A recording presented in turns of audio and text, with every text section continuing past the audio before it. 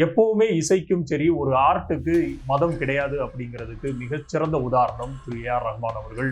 ஒட்டுமொத்த இந்தியர்களும் அவர் மதத்தை கடந்து, இனத்தை கடந்து, மொழியை கடந்து அவரை ஒட்டுமொத்தமாக இந்தியா முழுவதும் துதிப்பாடி கொண்டிருந்த நிகழ்வு நேற்று முன்தினம் வரைக்கும் நடந்தது.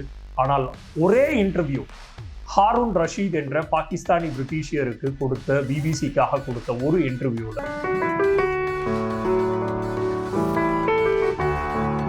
There's so much international acclaim you've had from doing something. தொடர்ச்சியாக ஹாரூன் ரஷீத் அவர்கள் ஏ.ஆர். ரஹ்மானை ப்ரொவோக் செய்த மாதிரி, தூண்டுறது மாதிரி, இந்த தேசத்திற்கு எதிரான ஏதாவது ஒரு கருத்தை பெற்றுவிட மாட்டோமா அப்படிங்கிற ஒரு போர்வையில மிக முக்கியமாக தொடர்ச்சியாக பல்வேறு கேள்விகளை எழுப்பிக் கொண்டே வந்தார்.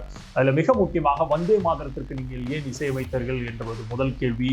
இரண்டாவது கேள்வி, சாவா என்கிற படத்திற்கு நீங்க இசையமைத்தீர்களே, அதில் உங்களுக்கு டிவர்சிவாக தெரியவில்லையா, வெறுப்புணர்ச்சியை தூண்டுவதாக தெரியவில்லையா அப்படிங்கிற அந்த ஒரு கேள்வியில திரு ரஹ்மான் அவர்கள் வீழ்ந்து விட்டார் அப்படிங்கிறத நம்ம சொல்லணும். ஏன்னா அவர் சொன்ன வார்த்தை, ஆமா அது ஒட்டுமொத்தமாக டைரக்டரோட கால், இயக்குனர் என்ன முடிவு எடுக்கிறாருங்கிறது, அவருக்கு அந்த மார்க்கெட்டோட டிமாண்ட் டிவிசிவாக பிரிவினைவாதத்தை தூண்டுவதற்கு இந்த சமூகம் அவருக்கு அந்த ஒரு மார்க்கெட்டை கிரியேட் பண்ணி கொடுத்துருக்குது, அதனால அவர் அந்த முடிவை எடுக்க வேண்டியதாகி போச்சு அப்படிங்கிற மாதிரி ஒரு கருத்தை வெளியிடுகிறார்.